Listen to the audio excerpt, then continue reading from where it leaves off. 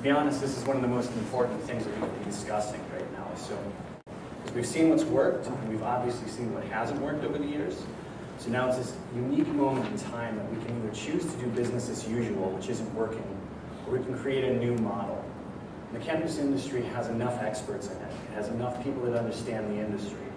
What we need now is outside industry experts, knowledge, wisdom, and expertise to help guide this industry responsibly. Because without thorough testing, standards, and analysis, we're just dead in the water.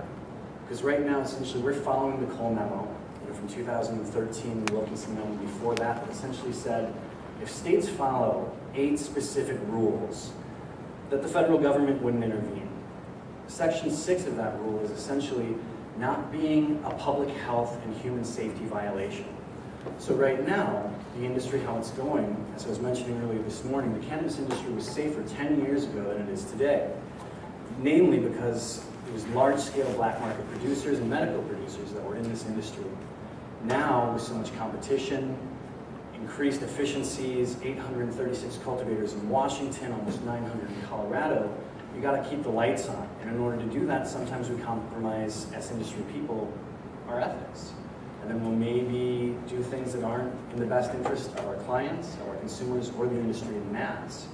So that's why this conference is so critical, to share what we've learned in the industry and help essentially drive this forward. But it's our responsibility, knowing how to do this in a less environmentally destructive way, more socially responsible way, to show a different path than just basement growers, then scaling up into a pickle warehouse and growing under all these lights, using all these different pesticides, and pacrobuters, all these different growth hormones. It's not the way. The indoor cannabis industry is about 50 years old, plus minus. We went indoors to hide. Agriculture is over 10,000 years old. So that's what we look to for our guidance, and that's what my background is. Equally, science, analytics, and testing. This exists in all other outside industries. Food, drugs, we pay the EPA, FDA, and USDA to keep us safe.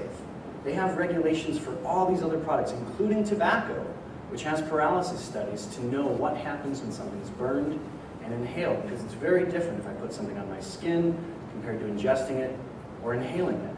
So right now what we're seeing with all these pesticide recalls that I'll mention coming up here is that we have this guidance, we have this wisdom. The expertise in this room alone could help regulate this cannabis industry today. From process validation, quality assurance plans, GLPs, GMPs, all these things that the cannabis industry has never even heard of. So as we're moving forward, just know that the reason that some people are in the industry is pure profit, which will be a lot of the reasons that we note the problems that are happening in the industry, and there are people that actually care. This industry is going to be here. It's been here it's in all of our blood. Over 10,000 years this plant's been with us all over the world.